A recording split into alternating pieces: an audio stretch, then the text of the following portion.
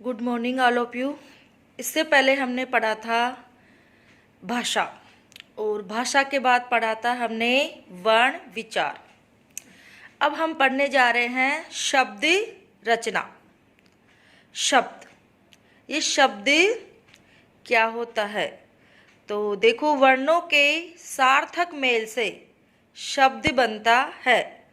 सार्थक मतलब जिसका कोई अर्थ हो, जिन वर्णों का कोई अर्थ हो, और जिन वर्णों का कोई अर्थ हो उसे हम शब्द कहते हैं, और जिसका कोई अर्थ नहीं होता वो निरर्थक कहलाता है।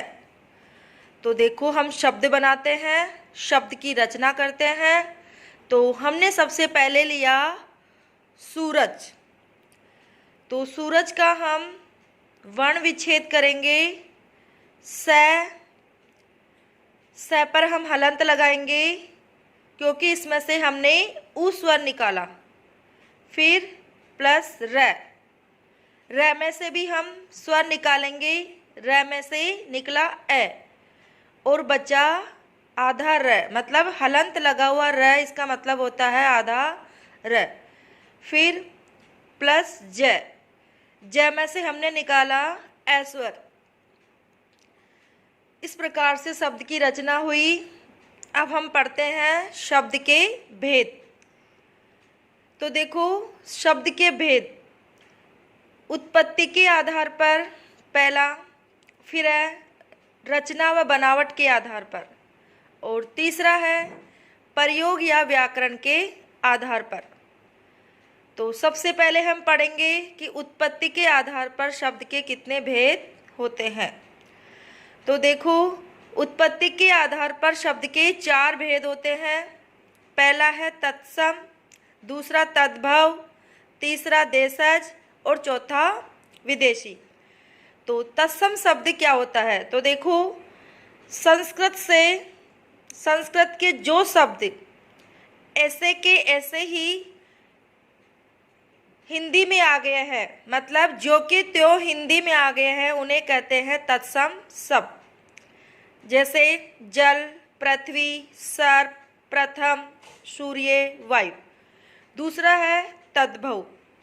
तद्भव का मतलब होता है कि संस्कृत के इन शब्दों का हमने अपने हिसाब से परिवर्तन कर लिया है, बदलाव कर लिया है अपने हिसाब से, उन्हें कहते हैं हम तद्भव।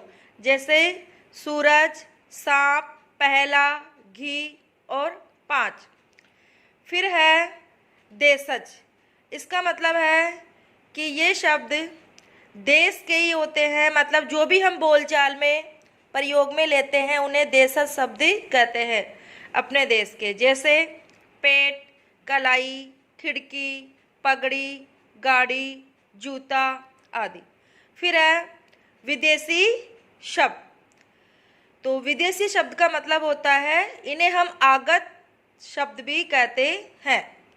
जैसे किसी और देश से आए हुए, मतलब विदेशी शब्द। लेकिन जैसे कोई विदेश से यहाँ आया है और वो अपनी भाषा में, अपनी लैंग्वेज में उन शब्दों को यूज में लेता है, तो फिर हम भी उनका प्रयोग करने लग जाते हैं और वो हमारी भाषा में आ गया है, तो उसे हम कहते हैं विदेशी शब्द, मतलब दूसरे देश से आया हुआ।